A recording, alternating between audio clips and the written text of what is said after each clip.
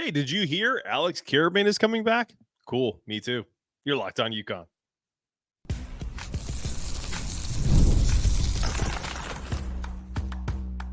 You are Locked On UConn, your daily podcast on the Yukon Huskies, part of the Locked On Podcast Network, your team every day.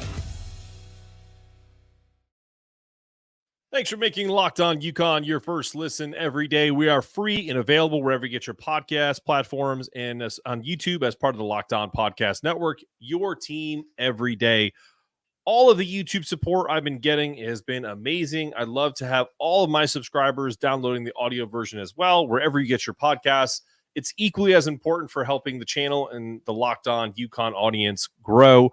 So if you can do me two quick favors. First, click that little button at the bottom of your screen, click it, then head over to Apple, Spotify, wherever you get your podcasts, hit that follow button. This way, you'll never miss a moment of Locked On UConn. I can't tell you how much your support means to me. It's everything. If you're tuning in from your car, once you finish the show, please drop us a 5-star review. It helps bring more people into the podcast it starts to kind of review things. People get, oh, you like that show, you'd probably like Locked On UConn because someone that you know has a 5-star review. All of it helps. Special shout out to my everydayers. Thanks for diving into this new UConn content and spreading the love for UConn hoops. And as we go on, maybe a little bit of Uconn baseball. Thanks again for all of your support. Today's episode is brought to you by FanDuel. Make every moment more. Right now, new customers get $150 in bonus bets with any new $5 bet. That's $150. With any winning $5 bet, visit FanDuel.com/locked-on to get started. Well, as we talk about, Alex Karaban is back, right? I mean, I don't think a lot of UConn fans have really stopped celebrating it. I've seen some really fun stuff over the weekend on social media, text messages I've received. It's been great. You know, there were stages of if he's coming back, maybe he is coming back. These kind of like almost like stages of grief, denial. I think he's gone. Well, fine if he does. Then we'll just play Liam more or Jalen Stewart will take over. The contingencies we've all started to make in our brains.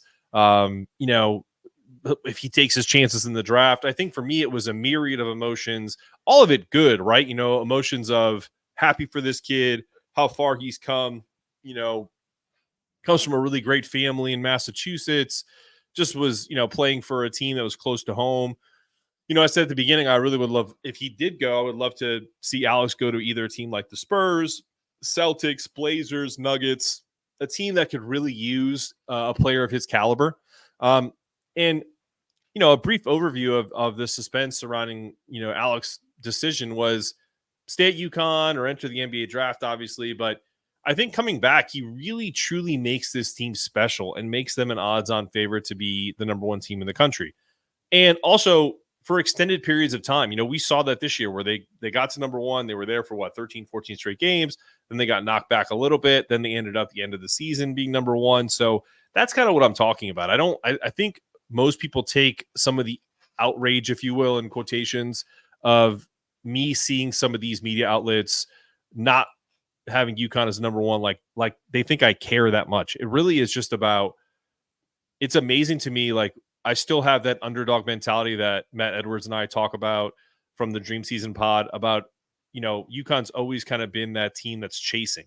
Well, now it's kind of above everybody in the respect of they've won championships in this transfer portal year. And so to retain guys, this Alex Karaban decision really allows Dan Hurley and his staff to create lineups that can maximize speed and three-point shooting without giving up too much size. If you lose Alex Karaban, you're asking a freshman, even as good as Liam McNeely, to come in and kind of take his spot. It's almost impossible to do. So with that being said, I remember earlier this year to respond to some of the folks that are like, hey, man, you shouldn't really talk about, people being stupid or, they're dumb for making those comments. It's all tongue in cheek, guys. You know what I mean? Like I think it's not wise to rank UConn not the top of the rankings. Like I'm talking the top, not one or two, not 2, 3, 4, number one, because Dan Hurley even said this in a presser earlier this year about Tristan Newton, about how back in the day, I know people roll their eyes. Oh, you older guys, you boomers are talking about, or you Gen Zers are talking about, or Gen Xers are talking about the good old days. But Dan Hurley is right. Back in the day, champions got a lot more credit for being champions. And it wasn't like, well, they didn't play anybody. Like, there wasn't those conversations. Like, you didn't have the debate shows have really made it about, okay, so you win a title, but it's like, who did you beat? Okay, so you won a title, but college basketball, I've heard this one too. UConn's renaissance, if you will, is because of a watered down college basketball. It is, everyone is searching for a reason why you won, not giving you credit for winning. So any of my frustration with the media outlets not ranking UConn number one is just that. And I think we put too much emphasis on the flash or the shiny new toy or, oh, transfer portal rankings this, recruiting rankings that. My friend Wes Miller, you guys all know him, head coach of Cincinnati, was retweeted by John Fanta about their incoming transfer portal class.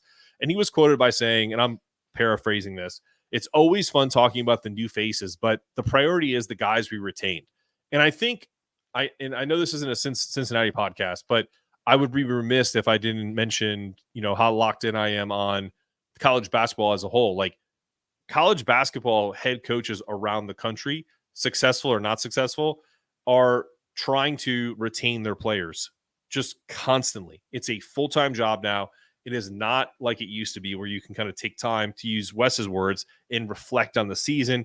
There is no reflecting. It's you either lost like they did in the NIT and regrouped to try to be an NCAA tournament team, or you're Dan Hurley and the Yukon Huskies and you've won back-to-back championships. And it's like, what can we do to continue that phrase, right? Or continue that those good feelings of continuing to build on these championships. So the fact that we get a two-time national champion returning big-time contributors, and also a guy like Alex Karaban, who will likely be the Big East Player of the Year preseason-wise, right?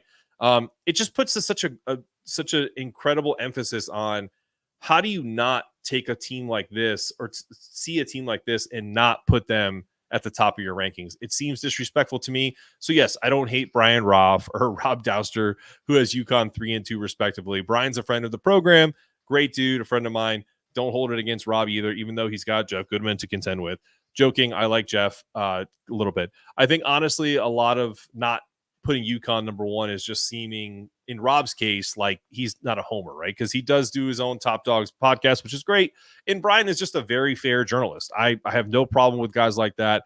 I just think it's weird. It's a weird disconnect where UConn, it doesn't get a lot of 5 stars, so they get dinged a little bit. You would think that seeing what they've done with certain players and the ascension of a Tristan Newton, and then they bring in a guy like Aiden Mahaney, who's got the same type of profile, and you're going to sit there and tell me that it's better to have a roster turnover because you have, 6 guys coming in like Kentucky has, or Kentucky has like 10 guys coming in. So to me, that's where some of the, not hate, but some of the bitterness or silliness that I see. And I just have to call it out. Guys, I have a daily show. There's no games on right now, so we got to talk about a bunch of different stuff. Some of it you're going to love, some of it you're not going to love. That's okay. I saw some really cool fan reactions. I got to give a shout out to my guy, Penfield, for buying a message at Fenway Park for big Red Sox fan Alex Karaban. Congratulations on him coming back. First off, kudos to Penfield for doing that, because that's a really thoughtful and something that Alex responded to. I think it's just super cool. Also, it's really great to have some excitement at Fenway Park for the first time this year. They had to be the highlight of the Red Sox season so far, right? I mean, it hasn't been so great up there in Boston. Now that I've lost all of the Red Sox viewership, let's talk about the return of the champion, which games we're looking forward to next season, coming up after this.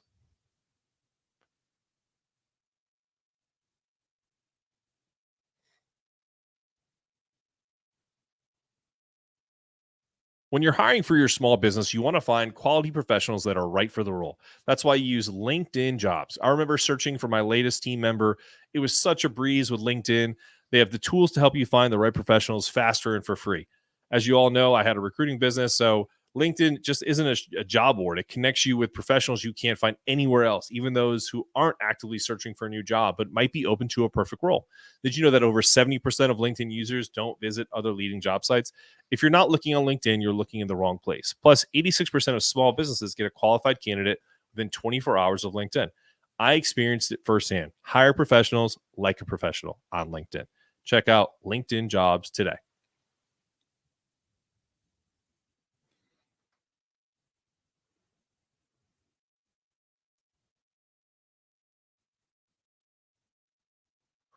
All right.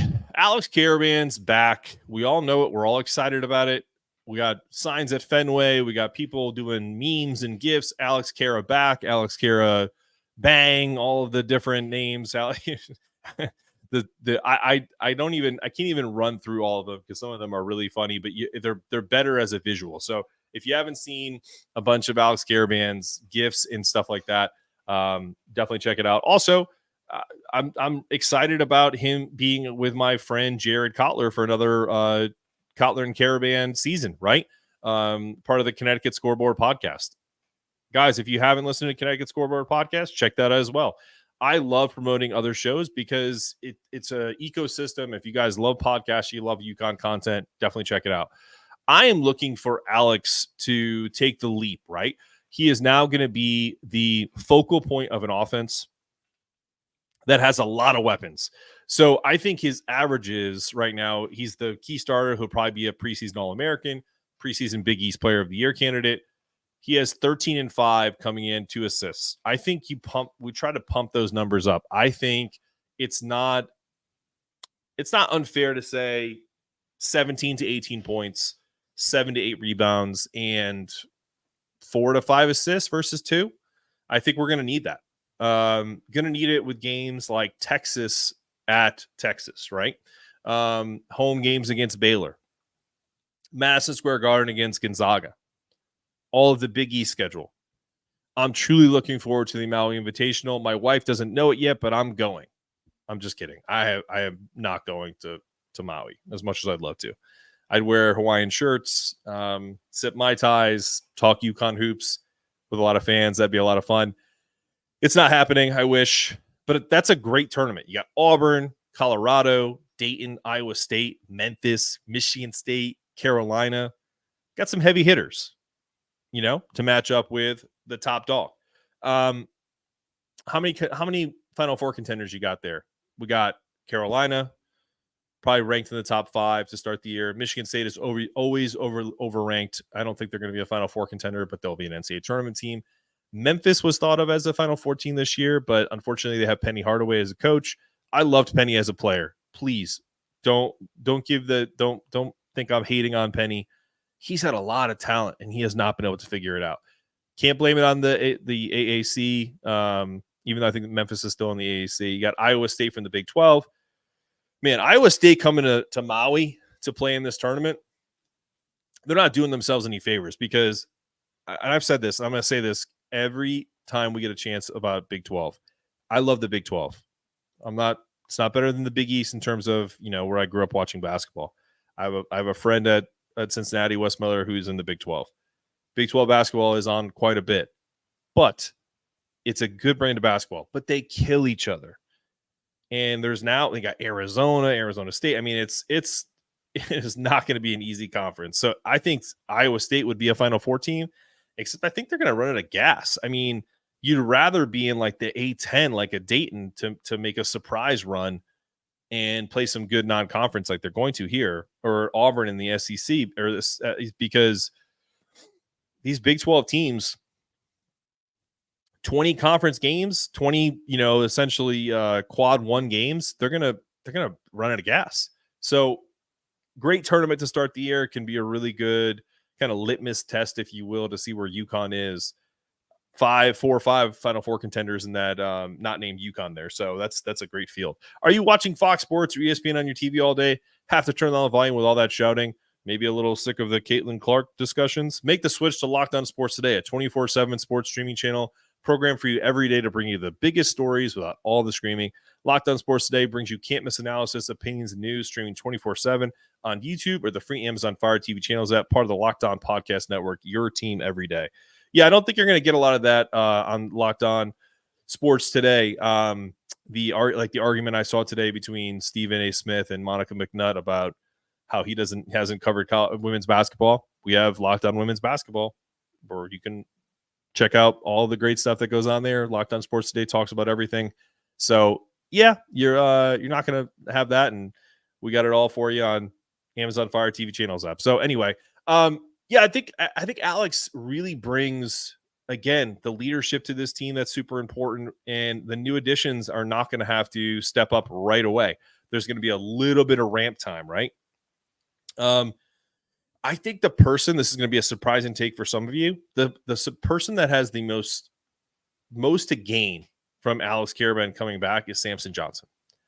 And the reason why I see that is because now he continues to have that role of just rim runner, rebounder, offensive rebound, tap outs, energy, either as a starter or as someone coming off the bench. I don't think there is as much consternation of having a guy like Terrace Reed take his starting spot, which again I think is still on the table. I think you could still have Samson as a 6-man or the first center off the bench, if you will, or power forward. But I think with Alex at the 4 and not having to have a Jalen Stewart or Liam McNeely play that position right away, it kind of helps Samson in the way that they run their offense on some of the plays that we talked about, the sets, all the things that has to happen. Because Alex, much like Cam Spencer last year, was great at reading situations. And I think Samson having another teammate with Haas as well, starting 3 starters, already knowing this Yukon offense inside and out. Then if you add Jalen Stewart to that mix, maybe, him over Solo, maybe next year we're overlooking what the starting lineup would be, which is maybe you have Haas, Liam McNeely at the 2, Jalen Stewart at the 3, Alex at the 4, and Samson at the 5. And just rotate guys in that can score. Rotate guys in that are going to work hard and get offensive rebounds. So that could be an intriguing lineup that I never thought of and talked about it. But I think Samson Johnson is going to benefit a lot, and actually the most, from Alex Karaban coming back. Well, we'll talk Hook C, Uconn Baseball tonight in Norman, Oklahoma, coming up after this.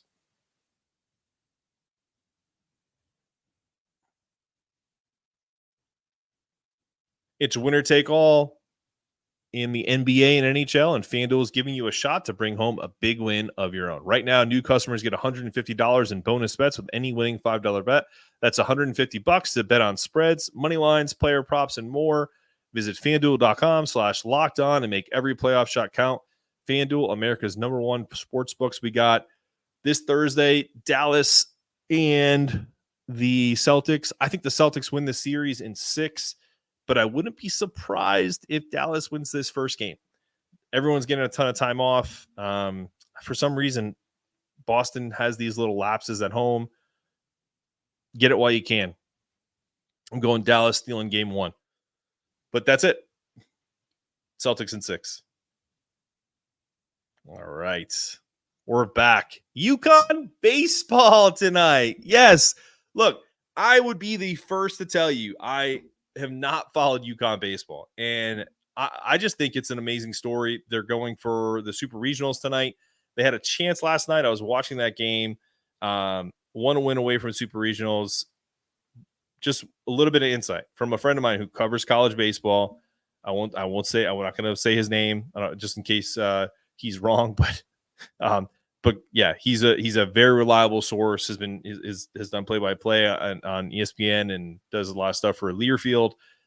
He said you gotta bring back Ian Cook tonight, who only threw 5.2 innings to have a chance in relief. Also, I don't know anything about Jim Pender's Yukon manager's philosophy, but Oklahoma made some errors in the field last night. They also made some incredible plays on the stretch. But I've always been a huge proponent of putting the ball in play, because anything can happen. And one of the best examples of that is, I believe his name is Tyler Minnick. He had a solo home run in the 8th when Oklahoma blew it open with that, bases clearing double or triple. But I guess the guy missed third base, so they only got 2 runs out of it. So it was, instead of being 7-3, it was 6-3. So, UConn had a chance, minimal as it may have been. It felt like the balloon had been deflated. But Tyler comes up in the bottom of the 8th. He pops up. It's an easy fly ball, for all intents and purposes for these players. And the pitcher and the catcher collide. It's an error. It's just a simple strike, right? Innocently drops to the ground. Next pitch, Yabo, gone. Those are the kind of mistakes that you can't have. And UConn didn't capitalize on stuff like that early in the game. Got a lot of walks early, got bases loaded twice, only came around with 1 run with those situations with bases loaded. And when a team makes mistakes like that, instance early in the game, that when they jumped out, it was like I thought they were going to blow them out. They were 2-0 lead, had the bases loaded in the bottom of the second, only got one run, and a gapper in Oklahoma is chasing them the whole game. Like if you just, or any type of, even if a single drives in 2 and it's 4-0, just putting it in play, maybe they make an error. I just feel like, too many guys, and this is just kind of baseball today in general. We're trying to hit the home run or the big gapping shot to kind of clear the bases, when a flare brings in 2, a little nub gets you another extra run. Anything would have done. And I think the smart money is on Oklahoma tonight, but it wouldn't surprise me at all to see Hook C get a dub tonight in advance of the Super Regionals at Florida State. Well, tonight is ESPN2, I believe, right? Tonight, 9:00. Might be a gummy night, if you know what I mean, and hope for the best. I will say this about the baseball team. It felt very scrappy. Like, one thing that kind of pissed me off is, and this goes back to the Yukon being the underdog situation. Why was it okay for the entire game for Oklahoma to chirp and like pump their guys up, but when Yukon jumped out to an early lead, like Oklahoma's bench was like, what are they doing? Don't they know that they're on the road? Don't they know that they're supposed to lose? I don't know. I just felt a little weirded out about that. Also, I know we're talking college baseball here. We're not talking about guys who, at least Angel Hernandez retired, but I know we're not talking about MLB umpires who are a little bit better. But that umpire squeezed us so many times. Oh my God. I can't give you specific instances because, like I said, I had a gummy.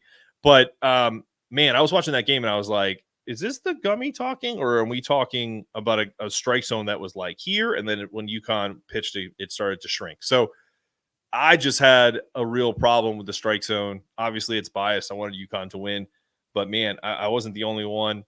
And I just hope they get a dub tonight. Love to see them play at Florida State and continue this magical ride. I'll be watching. As we get closer, I will sprinkle in some football. I know that some of you have been clamoring for that. We did one episode on the transfer portal for them, and I want to see some game action before I spend a lot of my time and considerable effort to put some of these shows together. My passion is clearly in basketball, guys. You know that I was a good baseball player. I was an Ed Walsh 11 and 12-year-old all-star. And when I had to make a decision between playing tennis and baseball in high school, I chose tennis, and it was a good decision because I ended up playing professional tennis. So, but my passion has always been basketball, the sport I love the most, even though I wasn't the best at it. And baseball would be kind of a close second in that respect in terms of the things that I can break down. Football would be third. I know a good amount of football. I did some Giants content about 10 years ago and did a fun podcast over the last couple of years. So look, we can talk football as the year goes on. We can talk some more baseball coverage. Hopefully they win tonight and we can continue to follow their journey into the Super Regionals. And yes, Locked On UConn has been a men's basketball pod. I totally admit that. It's what I grew up on. Even when the Yukon women were really good in 1995, it still was, I was young, and the men were, it just resonated with them more, right? Because I'm a guy. But the women are equally as impressive and deserve coverage as well. So I'll likely do 2 shows once we get to the season, one for the men, one for the women. Listen, watch them both, or pick which one you want to watch, depending on the topics. But it'll be just too hard to fit all of the content into one 30-minute show for 2 programs. So stay tuned for that. In the meantime, Locked On has launched the first ever national sports 24/7 streaming channel on YouTube, and now it's also available on Amazon Fire TV in the free Fire TV channels app.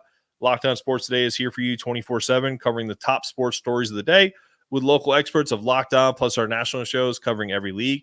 Find Locked On Sports Today now available on the free Fire TV channels app. This has been another episode of Locked On UConn. I'm your host, Mark Zanetto, asking you to stay locked in, stay connected, make sure your toughness meter is always rising. And as always, go Huskies. Hook C, get that dub tonight.